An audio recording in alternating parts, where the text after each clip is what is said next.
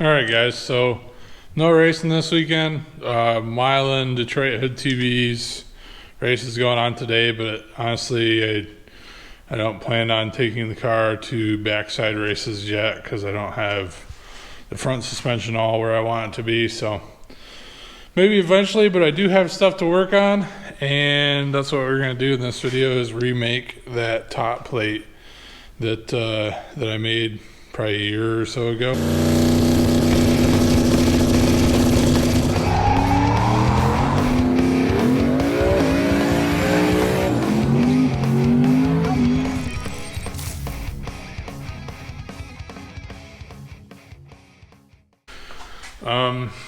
If you guys are new to the channel, you wouldn't know, but anybody who's been following me knows that I vent my crankcase pressure out of the top valley cover plate.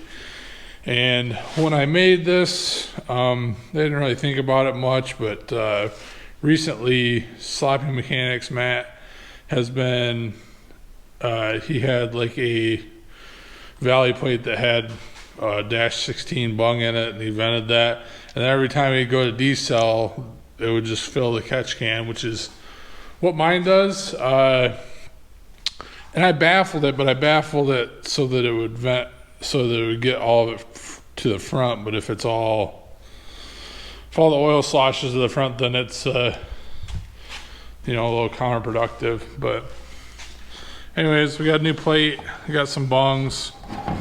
My plan here is to run like a 1-inch square tube up to here where I'm gonna put the holes, block it all in, weld it in fully, and then vent the holes here and then put like a shroud around it so it can't splash in it. And yeah, that's what we're gonna do. Hopefully it works better. If not, I guess it'll be a big waste of time, but I know that like last track outing it was I think 5 passes and I used probably 3 quarts of oil. It all went to the catch can. It's not like it's eating it, so I'm gonna try to fix that. All right, guys, so skip forward a little bit, but I've got this conglomeration. I've got my bungs welded on here and there, and then I've got this contraption that is essentially like a block off. This is going to go to obviously where those bungs are welded, and it's, I'm going to weld that section, cap the end of it, and then it's going to vent through there. Hard to see, but there's 3 holes drilled under this little piece of aluminum angle, so essentially it can't just blow into the ports like my other one. My other one has a plate on it, but I think when I decel, all the oil splashes up to the front corner where the fittings are, gets in there and then blows out the fittings. So I wanted to get the source somewhere here in the middle where there isn't windage points, which if you've ever seen an LS, it's really hard to see in there, but you can see the cam. There's 2 points in the block, front and back, that have basically the cam open, and I think that sloshes oil up and just sprays it all over. So putting it in the center will hopefully eliminate some of that slosh from the front and the back, and on decel or acceleration the oil should either be at the front or the back. So I got my intake loose, my intake pipes off. I'm getting ready to just kind of like move it over so I can get to the valley plate. I've got this all welded up. I guess I don't know if I showed you guys this. The welds kind of look like crap, but this stuff is like the cheapest bottom of the barrel cast alloy of some sort that you can get. So yeah, so essentially what I was running into, and I think what Matt from Sloppy Mechanics ran into, is that if it's open up here in the front, it just wants to blow all the oil out because it sloshes, I assume. On these LS blocks there's a hole in the front and the back, so I essentially put it to where it vents only out the middle. So there's 3 holes inside of that, maybe you can see it. There's 3 holes covered by this. Hopefully that'll keep all the splashing out, and it'll vent, you know, up here to these. I've got oil consumption issues, like I was saying. It's not really that it's consuming the oil, it's that it is venting mass amounts of oil out the catch can. So last race, last test and tune 5 passes, it completely filled the catch can with fumes and oil. So probably like 2 quarts of oil in the can, which it shouldn't be doing that. Obviously it's not, if it were like an overpressurized thing, it would be blowing the dipstick out, which it hasn't. So I'm not super worried about it. I just think that I need to work on the baffling more, so this is an attempt to do that.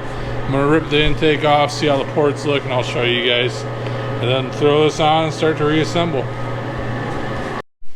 So this here is the new plate with the new vent setup. This is the old one. Like I said, I just had a piece of sheet metal covering it, and I think what was happening is it would slosh come around the front because the sides are open. And then also I had a hole here, and most of it wasn't welded because I wasn't very good at welding. I'm still kind of mediocre at welding aluminum, but it gets the job done. We're gonna try this one, throw it on there, and hopefully it'll fix, or even just be better. Not just 100% fix, but be better than what it was, and I'll be happy. Also, it looks pretty clean in here. I already have the block offs in it, but you know, I guess it's better to have both than none. But the intakes are fairly clean. They're a little wet. I don't know, maybe my startup tune or something. I'm gonna be going to a different set of injectors anyways, so I don't know.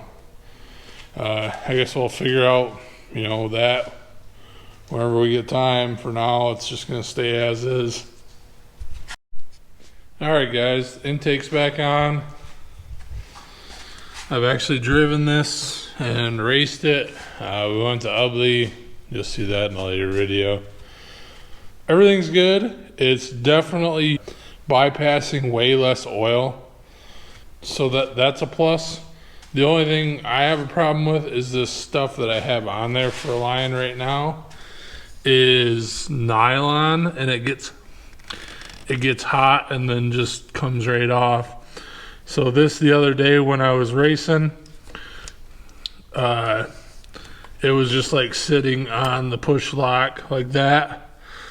It had pretty much blown off, and as you can see, there's, you know, some alcoholish oil in there. So I got some new Continental actual push lock rubber hose that I hope will hold up to the heat a little bit better. I'm gonna throw that on there, and I'm gonna pretty much call that a win.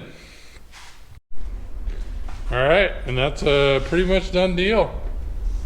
New hose on there, routed, a little loose on that end, but I really don't care to cut it. So yeah, thank you all for watching. Thank you all who subscribe and watch all the videos I post, even when they're boring like this one. Next video will be Ubley.